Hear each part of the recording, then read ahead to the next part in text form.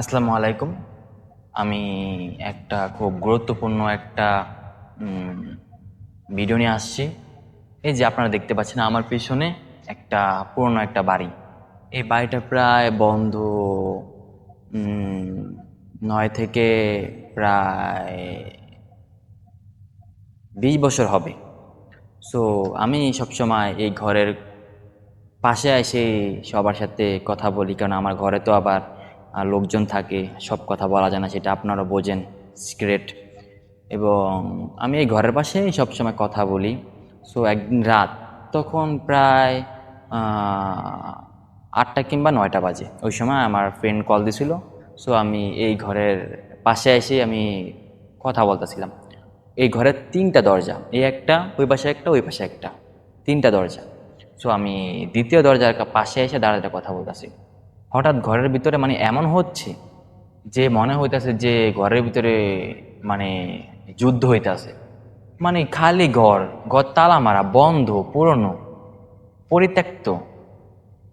হঠাৎ ঘরের ভিতরে মারামারির শব্দ, আমার গাওটা শিউরে উঠলো, আমার হাতের লোমগুলা দাঁড়ায় গেল। পরে আমি খেয়াল করলাম না, আমি আমার ফ্রেন্ডের সাথে কথা বলতেছি। পরে আবারও দেখি একই রকম ঘরের ভিতরে মারামারি। পরে আমি দরজার ফাঁকা দিয়ে যখন দেখলাম, মানে এমনটা না হলেও পারতো। আমি দেখা তো মানে আমি যে মনে হয় যে বোবা হয়ে গেছি। তাড়াতাড়ি আমি দৌড়ে আমার ঘরে চলে গেলাম। আমার আম্মু বলে, কি হয়েছে তোর?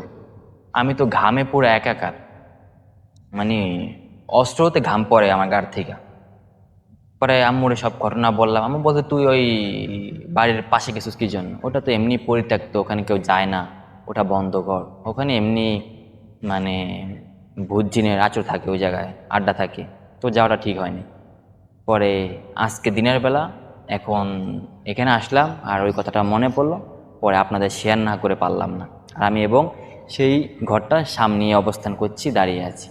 তাও দিনের বেলা তো সেই জন্য তেমন একটা ভয় লাগে না, কিন্তু সন্ধ্যার পরে এই জায়গা দিয়ে কুকুরও হাঁটাচল করে না। সো যদি ঘটনাটা ভালো লেগে থাকে, সবাই প্লিজ শেয়ার করবেন এবং সবাইকে দেখার সুযোগ করে দিবেন। আসসালামু আলাইকুম। আজ এই পর্যন্তই, আবার দেখা হবে।